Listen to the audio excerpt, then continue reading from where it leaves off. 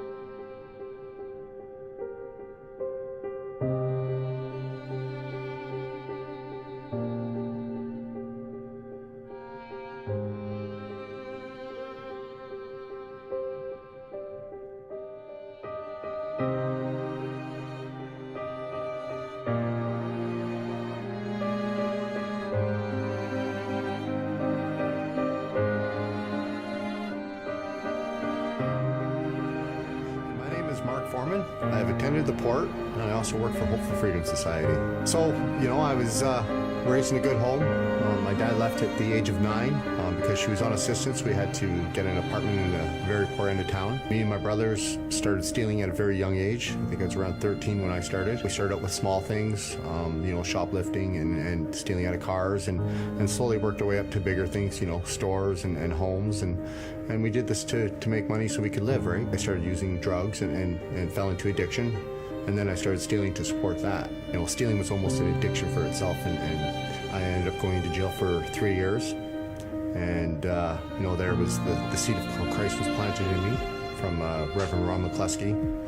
And, I basically gave Jesus about 98% of my life at that point. And when I got out, I got a job, got married, but still did shady things, right? Found friends that had stolen credit cards and got them to go purchase things for me. My whole reasoning was, I got a family and then we got to save $1 somewhere, and so we're not hurting anybody, right? And as soon as I put that drug in my body, I was out stealing again. Tools, cars, stores, and 45 days later, I found myself in jail. I walked into jail, and all these people that I'd left behind, 6 years ago, were happy to see me. This is not what I want in my life. And I walked into my cell and I got on my knees and I just asked Jesus for forgiveness and said, I'm going to give you 100% of my life. Ended up reading the Bible every day, telling God I'm going to follow him, and just not upset about not getting out.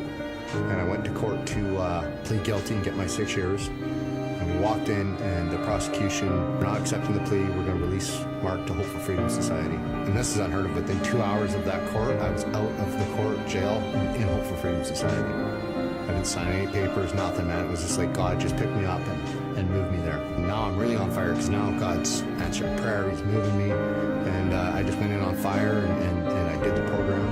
And I believed in it so much, and I felt that's where God wanted me, so I started volunteering there. And I've been there now. I'm just over 3 years clean, and I've been there for my whole time. And it's been an amazing journey. Right? God has changed my life, and I've brought men to Christ and told men about God and planted seeds, and I've just been a part of an amazing journey that God has me on. Today, all I want to do is I want to help people. I get up every day. I say, God, thank you.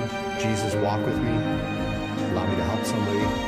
Allow me to speak into somebody's life. And he does that. At the end of the day, I say thank you, right? And